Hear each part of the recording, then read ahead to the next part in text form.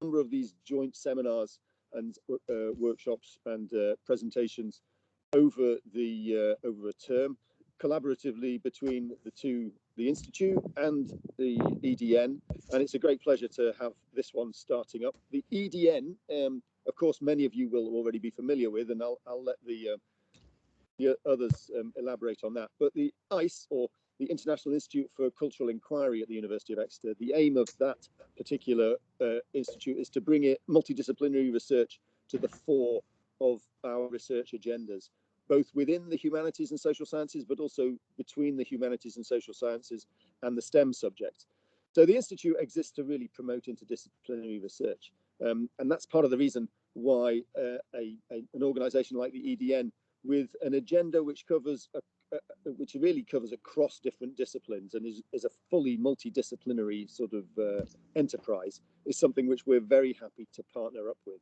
And it's a great pleasure to have colleagues both from Exeter presenting today, but also from outside of the institution. And that's one of the things which we really want to encourage in terms of engagement, both colleagues within Exeter and also with colleagues outside of the university. So that's a short introduction to the International Institute for Cultural Inquiry. You can find out more about it on our website, which many of you will have probably already visited in order to get information about this particular event. And with that, I'll hand back over to Nicola. And thank you all very much for joining us. And I'm really looking forward to the session.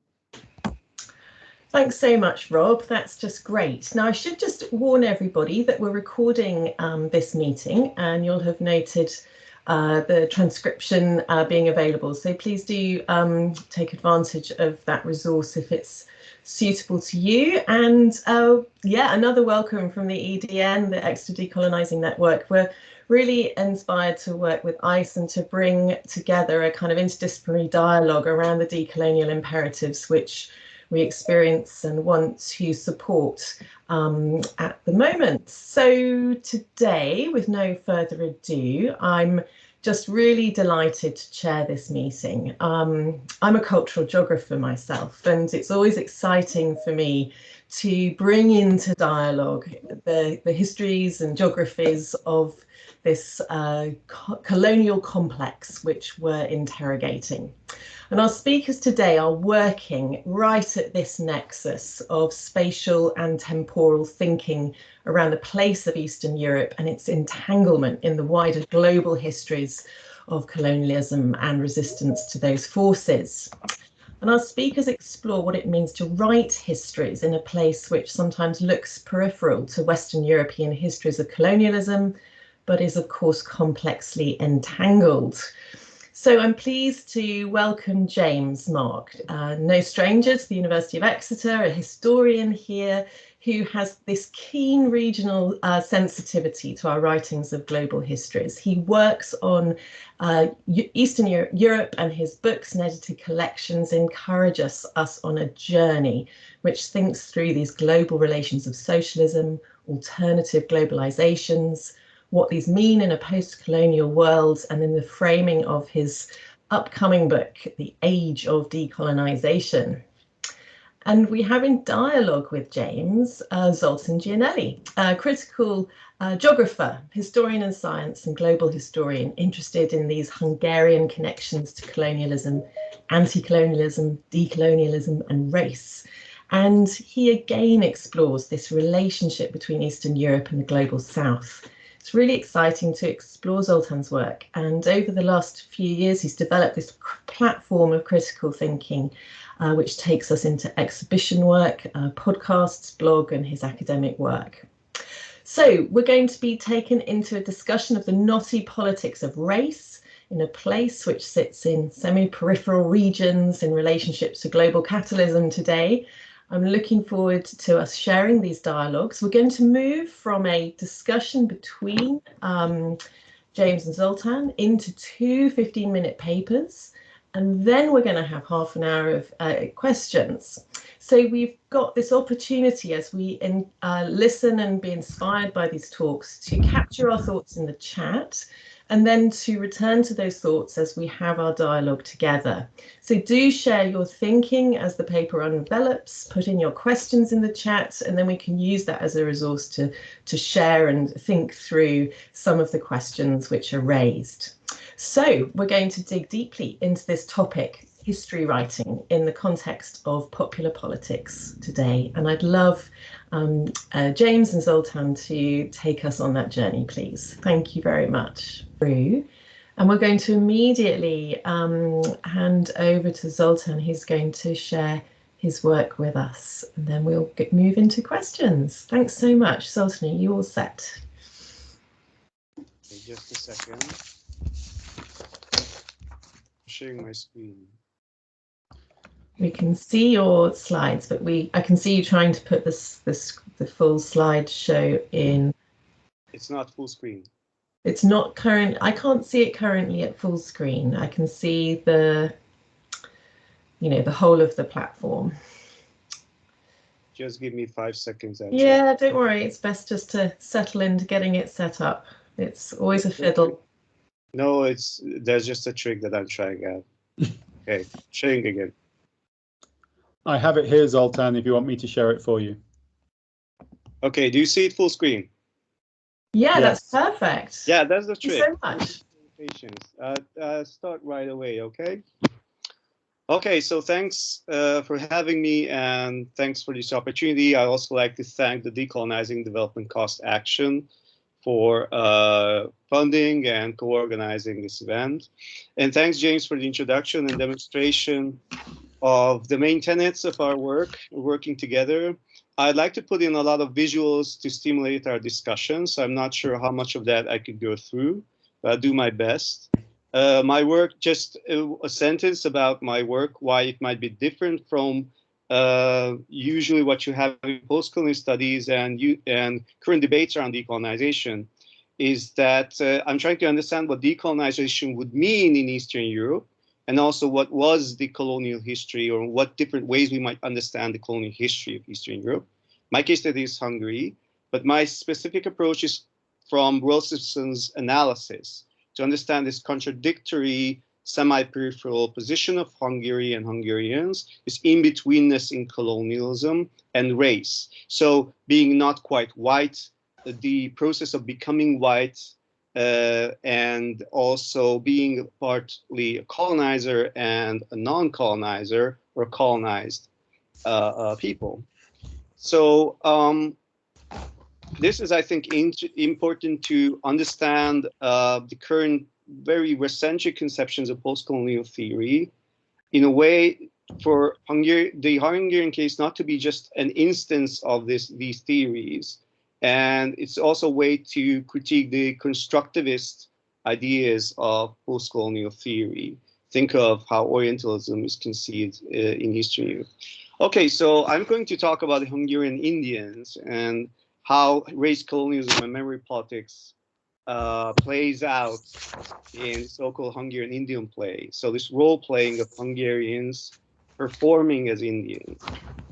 And I'd like to start immediately with a quote from Viktor Orbán from 2016 at a place in Transylvania, in Tusványos, which is actually an annual gathering, political gathering of Fidesz, the governing party, where most of the main tenets of Orbán are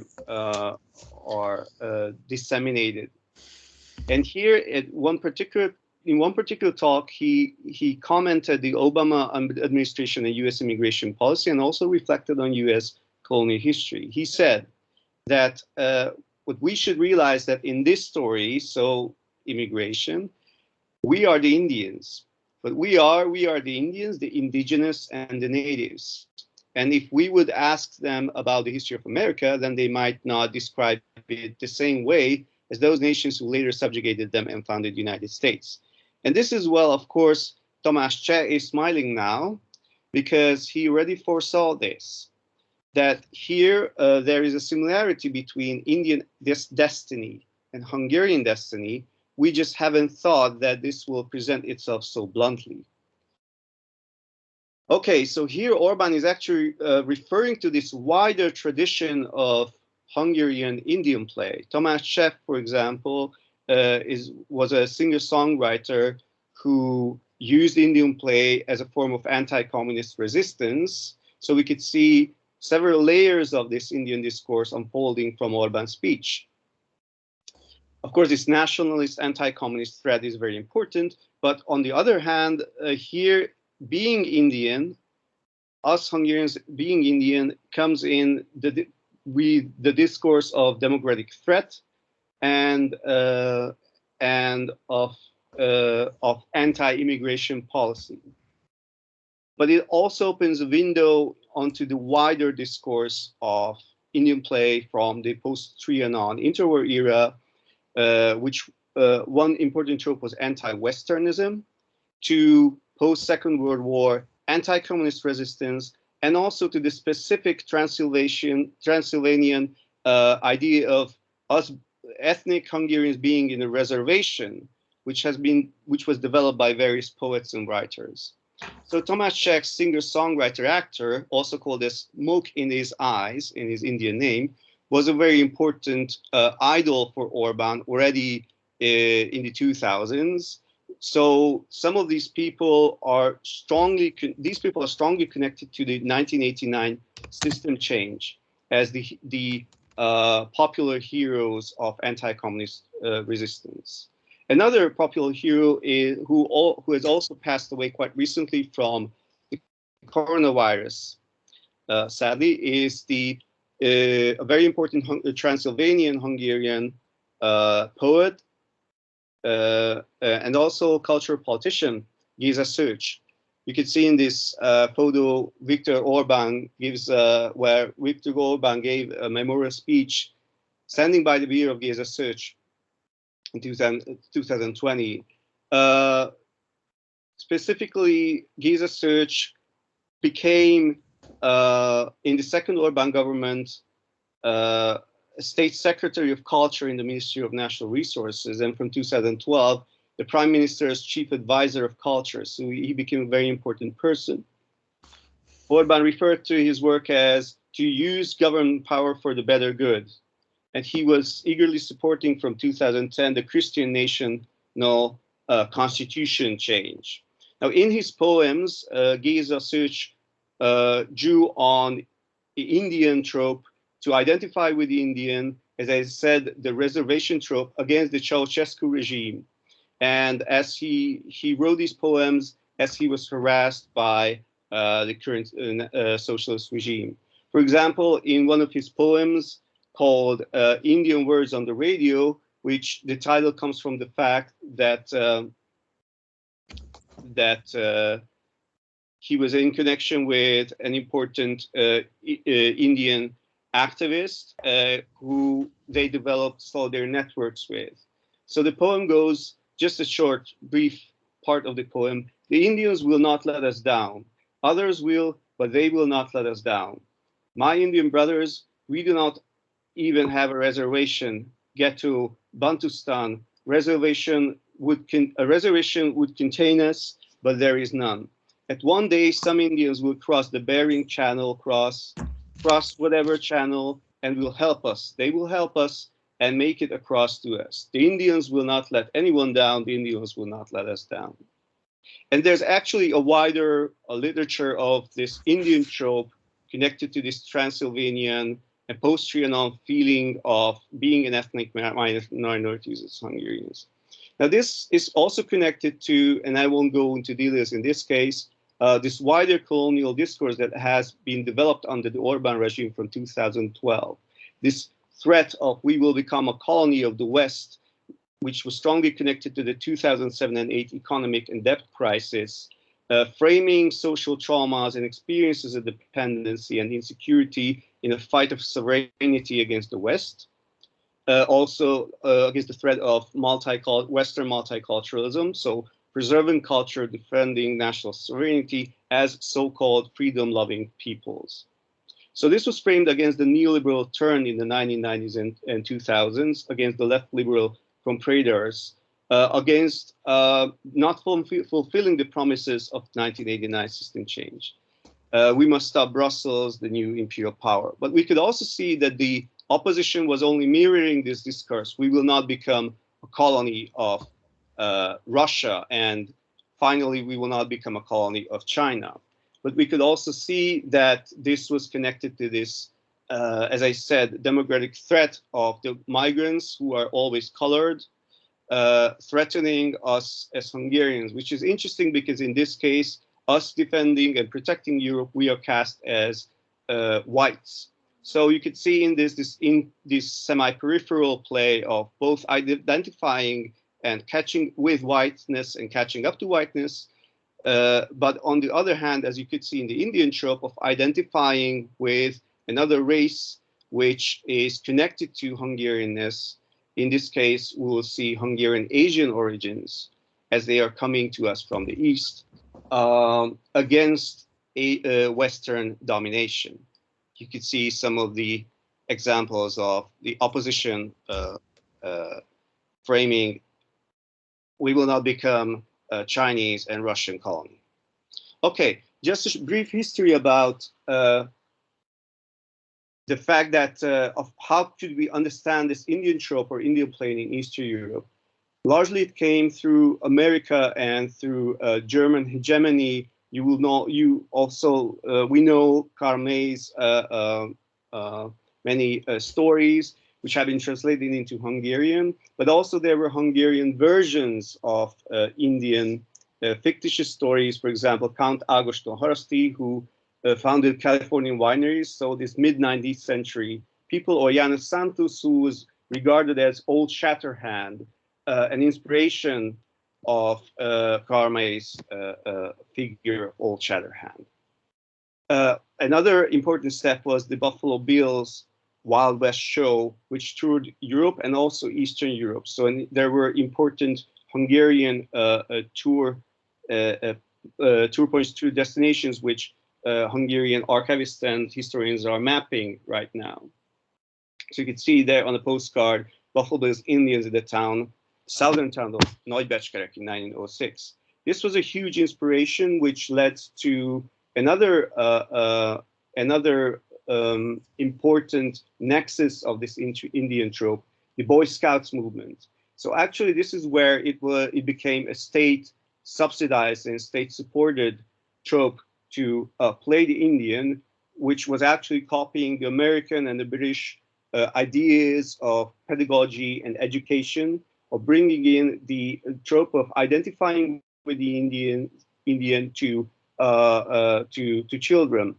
The Indian became the morally superior figure, which could contest the technologically more superior, more powerful West. Now, this was embedded in this post-Trianon anti-Westernism and also this framing of national trauma. Paul Stridic was really important as a chief scout. He wrote as Big Chief, which was his Indian name, about water sports and also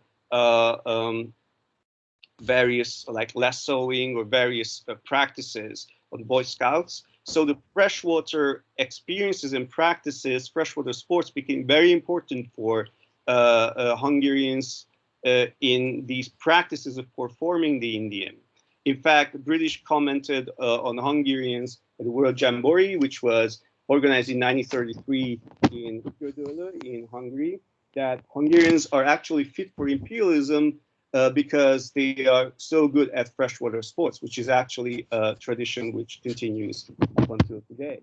At the 1933 Jamboree, the main symbol was the white deer, which comes from the Hungarian history of having a nomadic origin and coming from the margins of Europe, from Asia into the Hungarian homeland, occupying the Hungarian homeland by following the magical deer which led us here.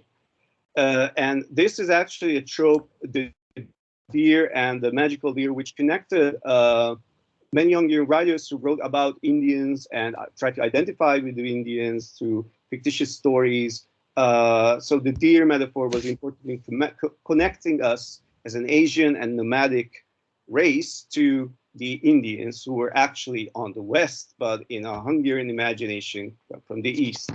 You could see chief leader of the Hungarian Boy Scouts movement, who was given by the Americans this red, white, and green hairdress, Indian hairdress, which they posed with. So already at that time, this Indian idea was really developed. And there were specific people who really put in effort to identify with the Indian in ways of copying, doing ethnographic research and copying Indian lifestyle and dressing up, and also copying the habits of Indians at that time in a way to in an anti-modernist naturalism, a return to nature. But at that time in Hungary, during the interwar era, because of this Trianon trauma, there were also the folk writers who, and there were nationally subsidized projects and politics of returning to the countryside and finding our nativist roots. So the discourse of Hungary being a colony of the West and Hungarians being indigenous was a very strong trope, which connected to these ideas of being an Indian. But Ervin Baktai, who was an Orientalist and Undologist, was more of following a Bohemian style. In his case, it was an artistic and aestheticized performance of the Indian. They had private meetings and formed tribes with artist groups. So this role-playing was inspired by the Millennium celebrations in 1896, and also with the Buffalo Bill tour, which I mentioned. In this case, you could see a photo of Arabs and Indians. So they were like various role plays, but in the end, the Indian trope became the dominant one. So these cowboys and Indians play was really important. They became the Danubian Indians, meticulously copying various traditions of how tribes dressed up and behaved. And the Indian became the morally superior, true noble sportsman, which again connected to the trope that I mentioned in the Boy Scouts, which has some leanings to fascist nationalist idealizations of indigenous people. He also made a movie called Pale Skin Magician in 1935, which was one of the first movies, actually the first Hungarian movie, Indian movie. Another person was White Deer, or in his original name, Sándor Borvendik Deszkás, which was different from him compared to Baktai, is that most of his ideas, most of it, he wrote The Magician of the Rocky Mountains in 1940, which is a story about a Hungarian who becomes an Indian. Hungarian who comes from the countryside to the city, to Budapest, and feels lost in the modern urban environment. But his ideas were mostly connected to this racial brotherhood between the Hungarians, this mystical racial brotherhood between the Indians and the Hungarians due to their Asianness and their which is different from the Baktai's more artistic performances. So he wrote these various books, and you could see The Great Wheel of the Red Race, which was based on this racial brotherhood idea. And he also had ideas to form a a nationwide network of Indian tribes. He, after the Soviet supported communist takeover, these people tried to refound Indian play during the 1956 revolution, and also revitalize the Boy Scouts movement. Although this ultimately failed, they tried then to, like in the case of White Deer, he started writing in Tábortűz or Campfire, which was a Socialist Pioneers Youth magazine. So they tried to put this into the Socialist Pioneers Youth movement, but and it succeeded until 1960. But then after 1960, they all went into an anti-communist resistance movement, which was surveyed by, monitored by the secret services. Although this playing India's trope remained very strong, as you can see in this May 1 parade in Hungary, so amongst the youth. In this anti-communist resistance, Tamás Cseh became a very important leader, smoke in his eyes on the Danube River, as you can see. they connected this more to a competitive. They had Indian fights, for example. So the secret services saw them as a threat. This Indian movement as a, as a revanchist, nationalist movement. Although most of these people connected to some of the influences which are, which I would say are like the hippie movement in North America. So this was more like a version of this anti-communist, West-centric, although anti-Westernist critique within the socialist context. Zoltan, we should... and they had tribes in the Trans-Danubian Mountains, which is very interesting that although there were various Indian tribes in at that time. Yes, I'm trying to wrap up. You're so brilliant. Just some photos of Thomas Chen and also his book. We also have some traces and monuments dedicated to Indians coming from the socialist era, which is kind of curious. Some other photos of this tradition in the socialist era. I will skip this. And what I wanted to finish with is that this Indian trope has become very important in the past few years. There are various collections of Bakhtai and Tomaszek and all these Indian players. And these museums have been now transformed into national collections. So formerly they were like smaller collections, but now as several books are being published by the Ferenc Hopp Asiatic Museum on Ervin Bakhtai, for example. Also, they developed the Indian play as an accessory of this tradition. Recently, the Petőfi Literary Museum has been very important in not just putting together the last Indian book, which is of 79 writers and poets who write about how they were influenced by the Indian play. As you could see from the book, some of people play out this Indian identity. But also, and lastly, an exhibition which is called The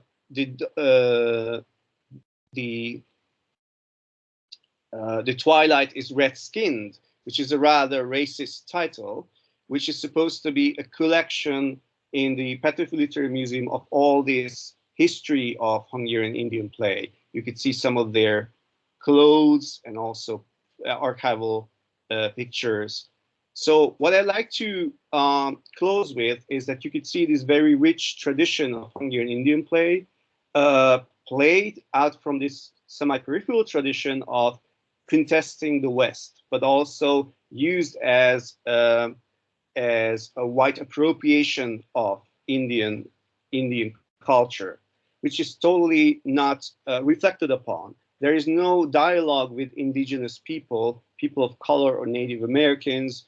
Currently, all these collections and exhibitions build on nationalist memory politics ruled by the anti-communist resistance narrative. And another last problem which I'd like to raise, I'm interested in the discussion, is that on the other hand, there's this political correctness and identity politics.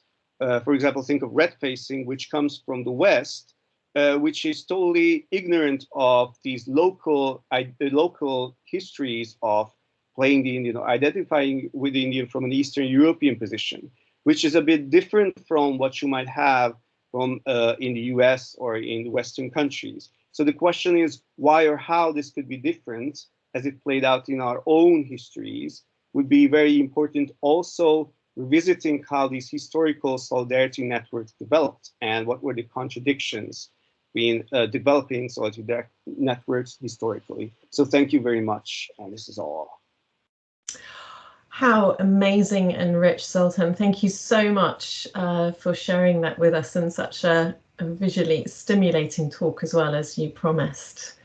So, folks, we have some time for dialogue and conversation, and I can see we've got some questions in the chat. So I'm going to take us straight actually to Zhao, because Zhao, as I was listening to this, obsessive detail about the Indians, I was, thinking about Exeter has just, lost its appropriation of the Indian chiefs' regalia for our local rugby club. So it's kind of a big topic at the moment in Exeter. But that has kind of been forged really through that kind of solidarity justice movement. And I was curious where your thinking went when you were thinking about in the figure of the Indian in relationship to Germany. So take us into that dialogue.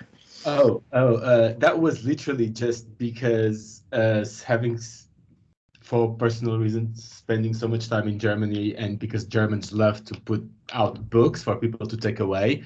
Most of those books are stories of Indians in German by German authors, and then obviously in conversation with my partner, who is actually working on topics related to this, I've realized that actually there's a really long history of certain kind of empathies between Germans and Native Americans, actually with even invitations and visits and all kinds of things.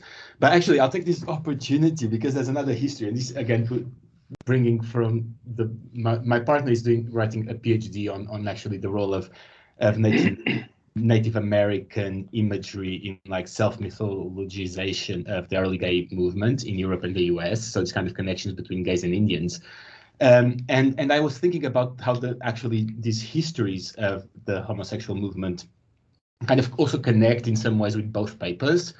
On the one hand, with regards to that empathy or identification, both in Europe before the war and before the Second World War, and subsequently in the US, with gays are Indians too. We're just the same people, so we have a shared kind of common origin in some way. But also later on, and this maybe to speak to James's paper, and again something that I'm kind of just like starting on to try to get research going on this, but the ways in which, to a certain extent, gay activist groups in Europe kind of preceded or anticipated the eventual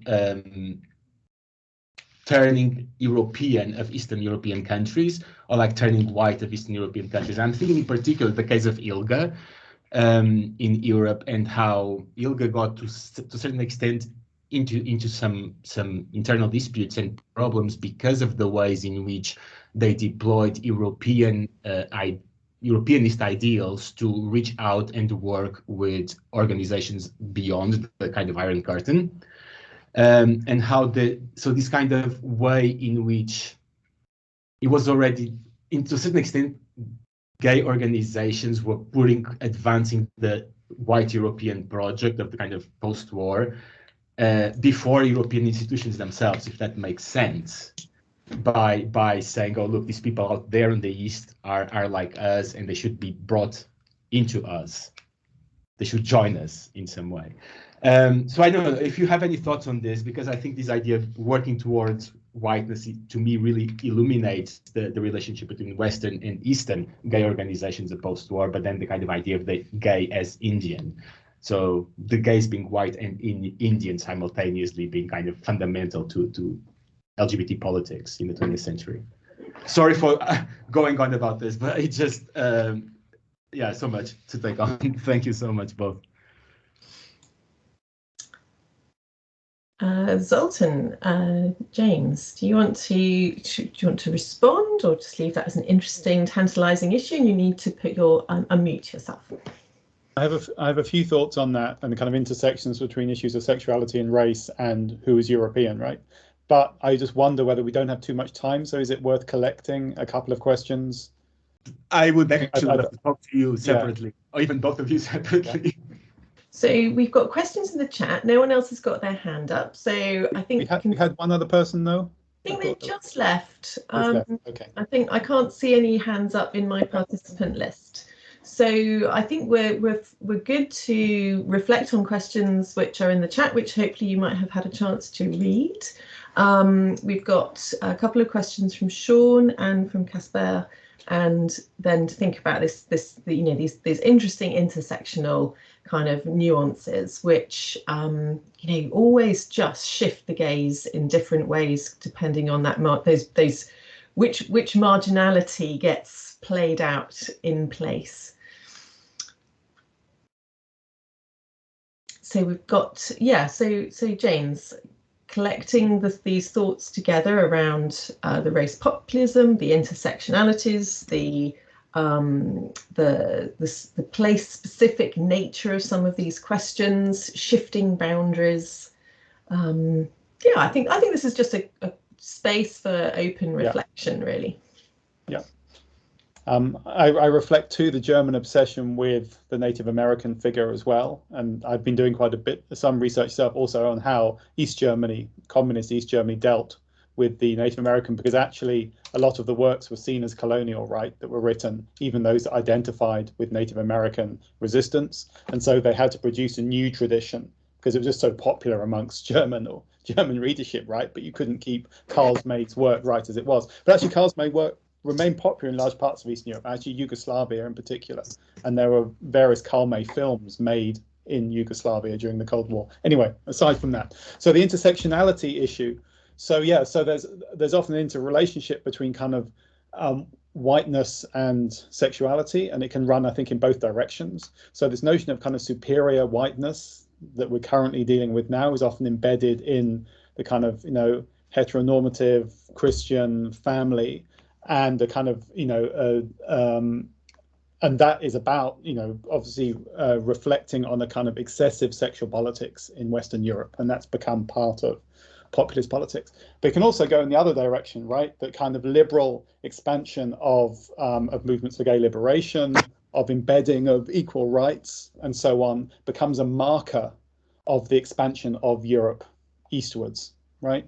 So often issues of how far people are becoming full Europeans, and often it's racialized again, is often connected to their capacity to embrace issues of sexual liberation, equal rights, and so on. So I mean, I've seen that play out in both, as it were, in both directions. The question there's a question in the chat about sort of shifting boundaries of European civilization, which I guess relates to your question, Zhao, as well. But the question here is specifically about Poland. I mean, Poland plays such a key role in a lot of this story, both because of the intensity of its colonial fantasies, right, partly, and wanting to be a great European nation, having a much larger population than many countries in Eastern Europe, but also because of the entanglement of this global colonization with shifting borders as well. So after the First World War, Poland takes a large part of land in the east called the Kresy, which literally means borderlands. But there you have a mixture of, Belarusians, Ukrainians, Jews, Poles, and so on. And that is a space that is to be improved, right? And it's a form of internal colonization that goes on there. There's also a kind of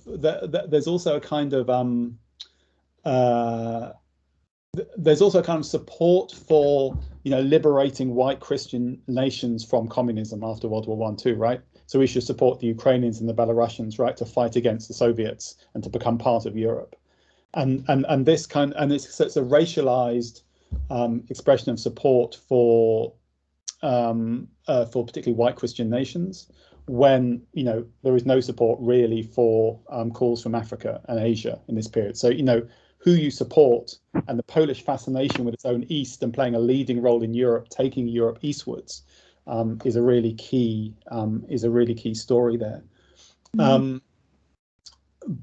But as I say, these kind of global colonial internal colonization stories are often linked, and so one really interesting one is the ways in which Eastern European states after the Second World War become seen as exemplars for global development.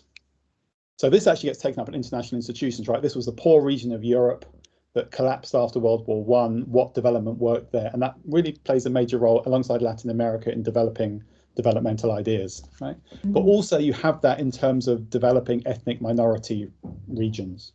So one thing's really striking is that when Vietnam or various East African states look to Eastern Europe for help with development, they often put Eastern European developmentalists in their hinterlands, often with ethnic minorities, because they have that experience from the interwar period. Often these are quite, culturally and politically insensitive things, but actually that is what's desired in terms of creating the new unified, nationalized post-colonial state. So there's a kind of interplay then again. So global imperialism into the Eastern European periphery, then out of the Eastern European periphery back into global development in the post-World War II period. But I mean, a lot of my work is about looking at those intersections between the local and the global. Anyway, that's it for me. Yeah, thanks, Zoltan. I was wondering if we could carry on this kind of intersectional kind of discussion in relation to Nelly's question, because she's thinking through the ideas of Turkic origins of Hungarian nations. Does that come into play?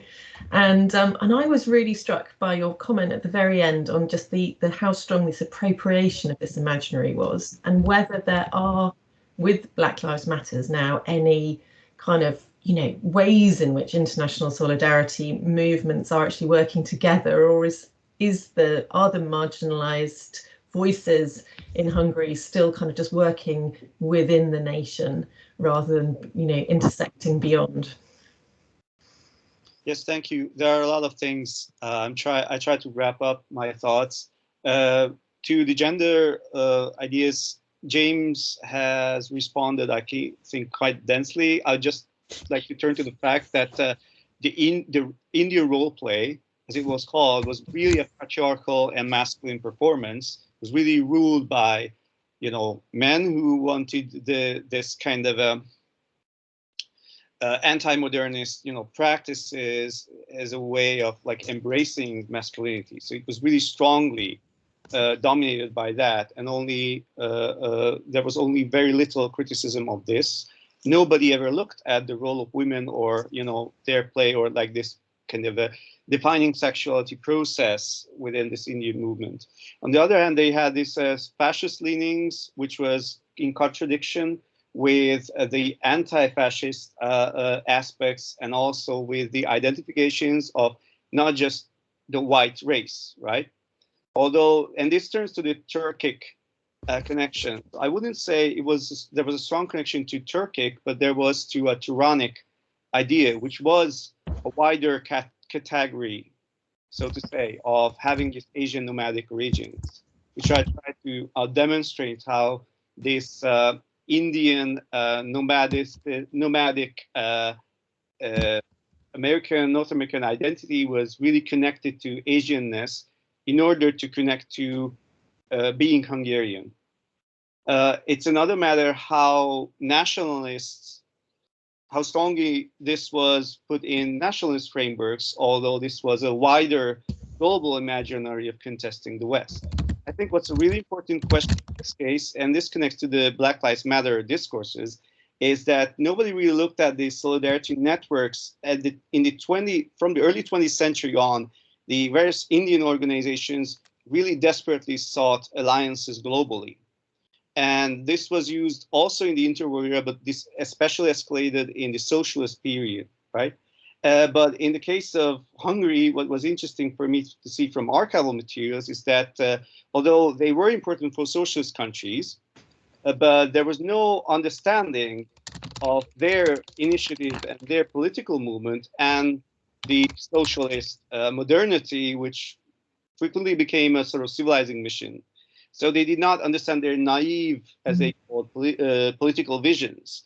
But how all this connects to the Black Lives Matter debates is that in recent Black Lives Matter debates and decolonization debates, there's a very strong white innocence discourse in Hungary. So they're not really dealing with this. They're thinking of this as that we had no race, and race came from the West. So it's an idea and concept of the West. But on the other hand, they're not looking into the wider histories of Hungarians becoming whites, and also Hungarians becoming whites in the racist state of the USA. So how Hungarians were racialized precisely because they were regarded partly as Asians, and because of these ideas of being part of this wider Turanic imaginary. So although the new immigrants of Eastern Europeans often found solidarity or found connections to resist this kind of WASP white racist project with the Afro-Americans or with other or with perhaps the Italians who were also racialized. So we're not really looking into this history, and I think that the Indian role play could also offer avenues of actually understanding where the translation went wrong or how solidarity networks were tried to be developed. These were specifically Eastern European positionings, which were not always about demonstrating our whiteness. It's not really dealt with in Hungary at all, as I tried to show in the policies of museums and various cultural institutions. Yeah, really rich reflections. Thank you, Zoltán. I wonder if we could just go to István, because you're very patient, and I think you got thrown out by your Wi-Fi. So maybe you could share with us your talk, but this will be the last, and it may just have to be a discussion point depending on complexity.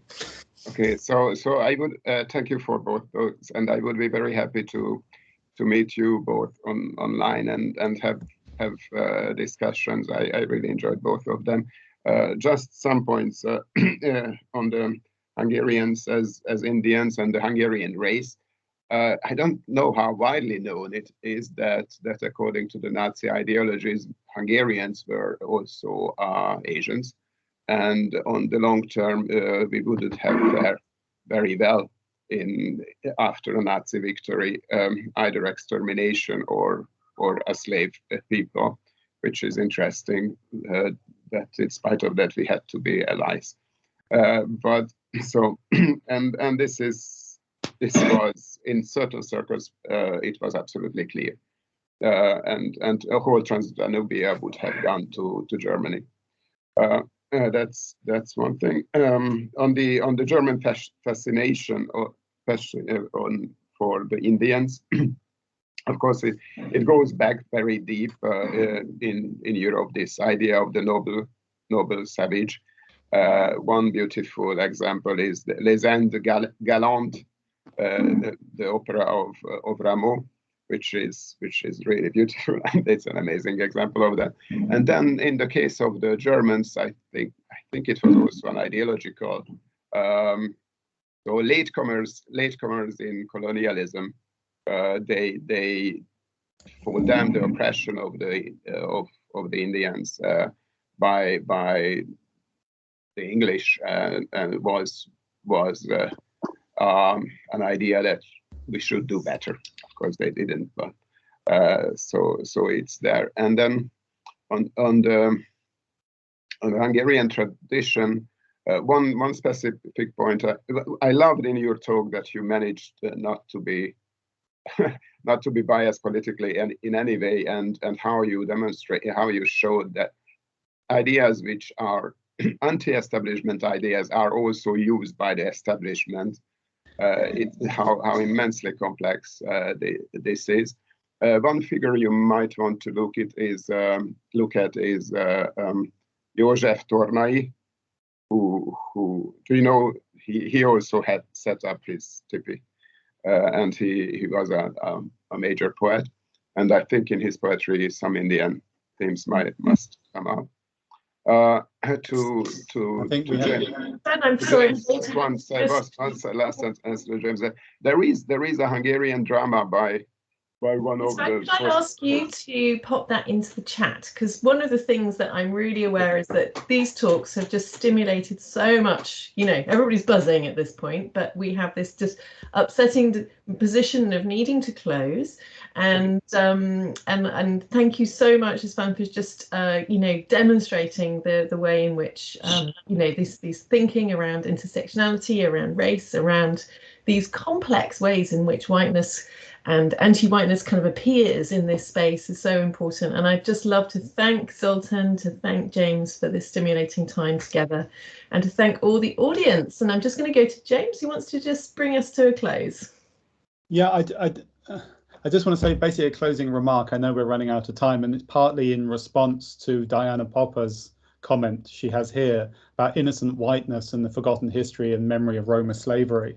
And maybe as a closing comment, you know, this history of whiteness just isn't present in the region itself. But the one group that really is bringing it to the fore are the Roma, and particularly in Romania, histories of Roma slavery. So slavery was not just something for the Americas. The slavery happened within Europe, and particularly in Romania up until the 1850s. And that story coming to the fore is actually opening up all sorts of conversations about the complicity with whiteness and broader histories of racism. So just to say thank you to Diana for bringing that up at the end. Fantastic.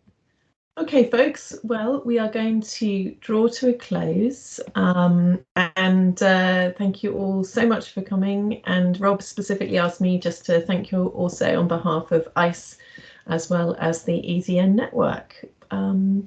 Yeah, I think Zoltan, your comment just sort of says let's keep the conversation continuing, and we know how to get in touch with both of you to carry on these dialogues. Thank you so much. So much. Thanks a lot, everybody.